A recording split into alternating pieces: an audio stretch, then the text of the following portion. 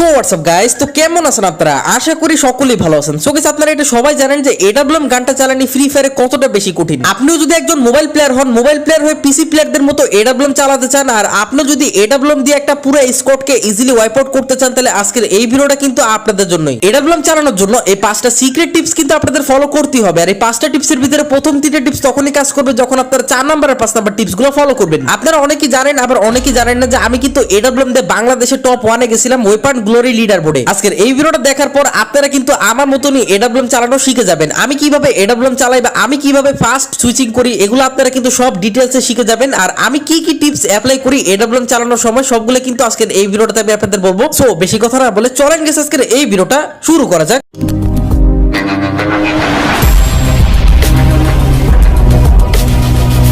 Tips number 1, important sniper settings. মানে guess আপনার কিন্তু স্নাইপার চালানোর জন্য কিছু ইম্পর্টেন্ট সেটিংস করতে হবে, তাহলে আপনারা কিন্তু স্নাইপার খুবই ফাস্ট চালাতে পারবেন। কি কি সেটিংস গুলো করতে হবে আমি আপনাদের এখনই দেখাই দিছি। আপনারা কিন্তু প্রথমে সেটিংসে চলে যাবেন, এরপরে কিন্তু গেস এদিক থেকে আপনারা কিন্তু কন্ট্রোলে এসে পড়বেন। কন্ট্রোলে আসার পর কিন্তু এদিকে একটা সেটিংস দেখতে পারবেন, হোল্ড ফায়ার টু স্কোপ। এই সেটিংসটা কিন্তু আপনাদের ঠিক এরকম ভাবে অফ দেওয়া থাকবে। এই সেটিংসটা অফ দেওয়া থাকলে কিন্তু গেস আপনাদের অনেক বড় একটা ভুল হয়ে গেছে। আপনারা কিন্তু এরকম ভাবে কিন্তু এডাব্লিউএম চালাতে পারবেন না। মানে গেস আপনাদের কিন্তু স্কোপও ওপেন হবে না, প্লাস গাইস আপনাদের কিন্তু এডাব্লিউএম বারবার রিলোড করবে। অবশ্যই কিন্তু এই ভিডিওটাকে একটু অফ করে দিয়ে কিন্তু আপনারা হোল্ড ফায়ার টু স্কোপ সেটিংসটাকে ফ্রি ফায়ারে ঢুকে গিয়ে কিন্তু অন করে দেন, নালে কিন্তু গাইস আপনারা এডাব্লিউএম চালাতে পারবেন না। এই সেটিংসটাকে অন করার পর কিন্তু আপনাদের এডাব্লিউএম এর স্কোপ ওপেন হবে, প্লাস গাইস আপনারা কিন্তু খুবই ফাস্ট সুইচিং করে কিন্তু এডাব্লিউএম চালাতে পারবেন। আগে এই সেটিংসটাকে করে আসেন, তারপরে আমি কিন্তু এই ভিডিওটা কন্টিনিউ করব।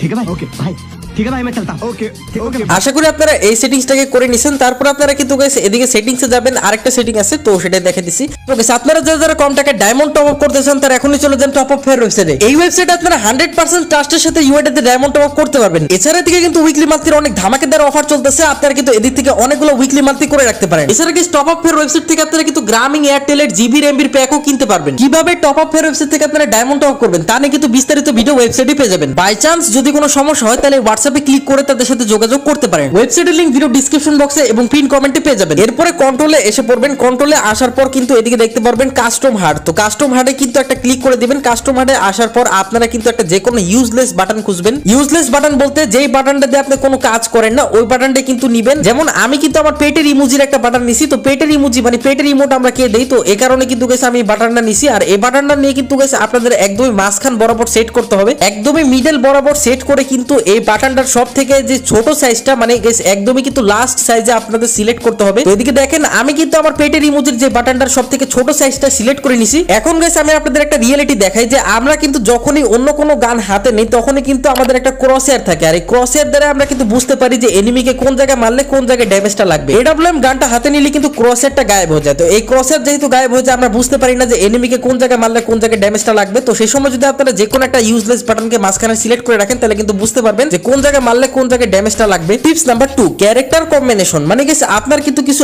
এমন ক্যারেক্টার কম্বিনেশন নিতে হবে যার কারণে আপনারা প্রত্যেকটা স্নাইপারের গুলি কিন্তু কানেক্ট করতে পারবেন। তো ক্যারেক্টার কম্বিনেশনে অবশ্যই আপনারা কিন্তু প্রথমে নেবেন রাফেল ক্যারেক্টার। রাফেল ক্যারেক্টারের সাথে যখন আপনারা কোন এনিমিকে ডাউন করবেন ওই ডাউনওয়ালা এনিমিটা কিন্তু খুবই ফাস্ট ক্লিয়ার হয়ে যাবে, প্লাস গাইস আপনাদের স্নাইপারে কিন্তু অটোমেটিক্যালি সাইলেন্সার অ্যাড হয়ে যাবে। তো বুঝতে পারতেছেন যে রাফেল ক্যারেক্টারটা কত বেশি কার্যকরী একটা ক্যারেক্টার স্নাইপার চালানোর জন্য। এরপরে নেবেন লরা ক্যারেক্টার। লরা ক্যারেক্টারের সাথে কিন্তু গাইস আপনাদের 50% অ্যাকুরেসি ইনক্রিজ হয়ে যাবে যে কোনো স্নাইপার গানগুলোর। মানে গেছে আপনাদের কিন্তু ম্যাক্সিমাম শটগুলো কিন্তু এনিমির বডিতে কানেক্ট হবে এত বেশি অ্যাকুরেসি থাকার কারণে। এডাব্লিউএম চালানোর জন্য মাস্ট বি কিন্তু আপনাদের লরা ক্যারেক্টারটা নিতে হবে। এরপর আপনারা কিন্তু অ্যাক্টিভ স্কিলে নেবেন আইরিশ ক্যারেক্টার। আইরিশ ক্যারেক্টারের সাথে কিন্তু যে কোনো এনিমিকে আপনারা গুলালের আরপারে মারতে পারবেন, কিন্তু আইরিশ ক্যারেক্টারের একটা ডিসঅ্যাডভান্টেজ আছে, সেটা হলো আইরিশ ক্যারেক্টার কিন্তু গুলালের আরপারে অনেক বেশি ফেক ড্যামেজ দেয়। তো একটু ভেবেচিন্তে কিন্তু আইরিশ ক্যারেক্টারটা নিয়েন। এরপরে নেবেন লুকেটা ক্যারেক্টার। লুকেটা ক্যারেক্টারের সাথে কিন্তু 2টা কিল করার পরে আপনার এসপি 200 জায়গায় 250 হয়ে যাবে। আর লুকেটা ক্যারেক্টার কিন্তু যদি আপনারা বিয়ার র্যাঙ্ক খেলেন তাহলেই নেবেন, আর যদি আপনারা সিএস র্যাঙ্ক খেলেন তাহলে কিন্তু সুজি ক্যারেক্টারটা নিয়ে নেবেন। সুজি ক্যারেক্টারের সাহায্যে যে কোনো এনিমিকে মারার পর আপনারা ডবল কয়েন পাবেন। মানে গাইস একটা এনিমিকে মারলে যে জায়গায় আপনারা 100 থেকে 200 কয়েন পেতেন সে জায়গায় আপনারা কিন্তু 300 থেকে 400 কয়েনও পেতে পারেন। সো বুঝতেই পারতেছেন যে সিএস র্যাঙ্কে সুজি ক্যারেক্টারটা নিয়ে খেলার পর কিন্তু আপনারা খুবই তাড়াতাড়ি এডাব্লিউএম গানটা পারচেজ করতে পারবেন। মানে খুবই তাড়াতাড়ি কিন্তু আপনারা 3 থেকে 4টা কিল করে একটা এডাব্লিউএম পারচেজ করতে পারবেন। তো সিএস র্যাঙ্ক যদি খেলেন তাহলে কিন্তু মাস্ট বি সুজি ক্যারেক্টারটা নিবেনই নেবেন। Tips number 3, sniper scope sensitivity. মানে গাইস আপনার স্নাইপারের সেনসিটিভিটি কিন্তু একদম পারফেক্ট থাকতে হবে, নাহলে কিন্তু গাইস আপনারা ঠিকমতো স্নাইপার চালাতে পারবেন না। স্নাইপার স্কোপ সেনসিটিভিটি কিন্তু আপনার ডিভাইসের র্যাম অনুযায়ী রাখতে হবে। তো আপনার ডিভাইসের র্যাম যদি 1 থেকে 2 জিবি হয় তাহলে আপনারা কিন্তু স্নাইপার স্কোপ সেনসিটিভিটিকে 70 থেকে 60 করে দিবেন। 70 থেকে 60 কিন্তু আপনারা একটা পারফেক্ট স্নাইপার স্কোপ সেনসিটিভিটি পেয়ে যাবেন 1 জিবি আর 2 জিবি র্যামের মোবাইলের জন্য। আর গাইস যদি আপনার মোবাইলের র্যাম 3 থেকে 4 জিবি হয়, মানে একটা লো এন্ড ডিভাইস, আমার মতনই আমার মোবাইলের র্যামও কিন্তু 4 জিবি, আমি কি রাখি জানেন, আমি 40 রাখি। আপনারাও কিন্তু আমার মতনই 3 থেকে 4 জিবি র্যামের ডিভাইসে 40 অথবা 50 করে দেখতে পারেন। আর আপনার মোবাইলের র্যাম যদি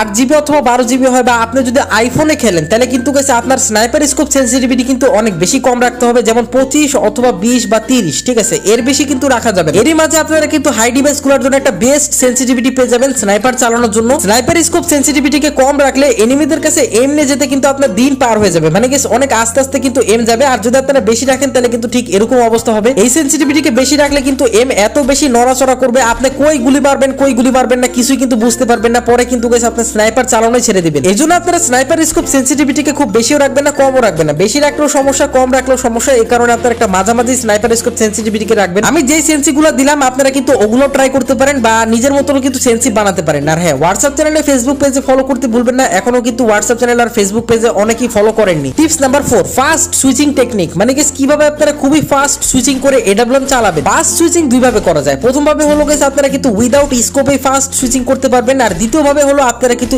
স্কোপ ওপেন করে ফাস্ট সুইচিং করতে পারবেন। স্কোপ ওপেন করে খুবই ফাস্ট সুইচিং করে স্নাইপার চালানোর জন্য প্রথমে আপনারা স্কোপ ওপেন করবেন, তারপরে কিন্তু লেফট ফায়ার বাটন দিয়ে ফায়ার করবেন, তার সাথে সাথে কিন্তু আপনারা নেক্সট গানটা চেঞ্জ করে নেবেন। এই প্রসেসটা আপনার করতে হবে কিছু মিলি সেকেন্ডে, তাহলে আপনারা কিন্তু খুবই ফাস্ট আমার মতনই ঠিক এরকম ভাবে স্নাইপার চালাতে পারবেন স্কোপ ওপেন করে। আর কোন রকমের স্কোপ ওপেন করা ছাড়া যদি আপনারা খুবই ফাস্ট স্নাইপার চালাতে চান, তাহলে কিন্তু প্রথমে আপনার ফায়ার বাটনে ক্লিক করে ফায়ার করতে হবে, তারপরে কিন্তু নেক্সট গানটা চেঞ্জ করতে হবে। আর এই প্রসেসটা আপনার কিন্তু খুবই ফাস্ট করতে হবে, তাহলে আপনারা কিন্তু খুবই ফাস্ট আমার মতনই এরকম ভাবে কিন্তু স্নাইপার চালাতে পারবেন। আর হ্যাঁ, অবশ্যই একটা জিনিস আপনার মাথায় রাখতে হবে, স্নাইপার খুবই ফাস্ট চালানো ভালো, কিন্তু গাইস একটা কিন্তু গ্লিচ আছে। সেই গ্লিচটা হলো আপনি যতই ফাস্ট এডব্লিউএম চালাবেন ততই কিন্তু গাইস আপনার ম্যাক্সিমাম গুলিগুলো কিন্তু ফেক ড্যামেজ দেখাবে। কি বিশ্বাস হচ্ছে না? তো এদিকে দেখেন গাইস এই ক্লিপটা, তো আমার সামনে কিন্তু একটা এনিমি, আমি কিন্তু এই প্লেয়ারটাকে প্রথমে একটা শট কানেক্ট করে গুলালের আরপারে আরেকটা কানেক্ট করে কিন্তু লাস্টে গিয়ে কিন্তু একটা কানেক্ট করে এই প্লেয়ারটাকে মেরে দিই। এনিমিটাকে মারতে গিয়ে কিন্তু আমার 4টা এডব্লিউএম এর শট লাগছে। তো আপনাদেরও কিন্তু ঠিক এরকম ভাবে আপনাদের অনেক বেশি ফেক ড্যামেজ দেখাবে। মাঝে মাঝে কিন্তু এনিমিরা মরবেই না, আপনি 10-12টা শট লাগবেন তাও কিন্তু মরবে না। এই ফেক ড্যামেজটা দেখাবার পিছনে একটাই কারণ, সেটা হলো আপনার এডব্লিউএম এর সুইচিং এর স্পিড। আপনি যত ফাস্ট সুইচিং করবেন ততই কিন্তু আপনার ফেক ড্যামেজ অনেক বেশি দেখাবে। এজন্য যতই ফাস্ট স্নাইপার চালাতে পারেন না কেন, একটু কিন্তু স্লো চালাবেন, নালে কিন্তু গাইস ম্যাক্সিমাম শটগুলো কিন্তু ফেক ড্যামেজ দেখাবে। টিপস নাম্বার 5, প্রেডিকশন ফায়ার, মানে গাইস আপনার কিন্তু প্রেডিকশন ফায়ার করতে হবে, তাহলে আপনারা কিন্তু যে কোনো এনিমিকে লং রেঞ্জে খুবই সহজে ওয়াইপ আউট করতে পারবেন। প্রেডিকশন ফায়ার কিভাবে করতে হয় আমি আপনাদের এখনই দেখাইতেছি। তো এদিকে দেখেন গাইস সামনে দিয়ে কিন্তু কিছুক্ষণ পরে একটা এনিমি যাবে, আমি দেখেন এই প্লেয়ারটাকে কিভাবে মারি। তো এদিকে দেখেন সামনে কিন্তু একটা এনিমি আমি পেয়ে যাই, তো এই প্লেয়ারটা কিন্তু সামনে দিয়ে দৌড়া যাইতেছিল। ওই সময় আমি কি করি, আমার এমটাকে কিন্তু একটু আগে নিয়ে যাই, আর এই প্লেয়ারটাকে ফায়ার দিয়ে কিন্তু ইজিলি এই প্লেয়ারটাকে ওয়াইপ আউট করে ফেলি। তো আপনার প্রেডিক্ট করতে হবে যে এনিমিটা কোন জায়গায় যাবে, মানে গাইস আগে থেকে কিন্তু আপনার এমটা ওদিকে নিয়ে রাখতে হবে, তারপরে আপনারা কিন্তু ফায়ার দিয়ে ওই প্লেয়ারটাকে মারতে পারবেন। প্রেডিকশন ফায়ারের সাহায্যে আপনারা কিন্তু লং রেঞ্জের এনিমিগুলোকে খুবই সহজেই ওয়াইপ আউট করতে পারবেন। আমি আশা করি একটু ভালো মতো এক্সপ্লেন করতে পারছি, মানে বুঝাতে পারছি। এর জন্য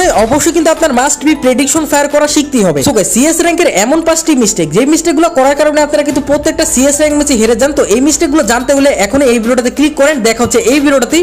আল্লাহ হাফেজ।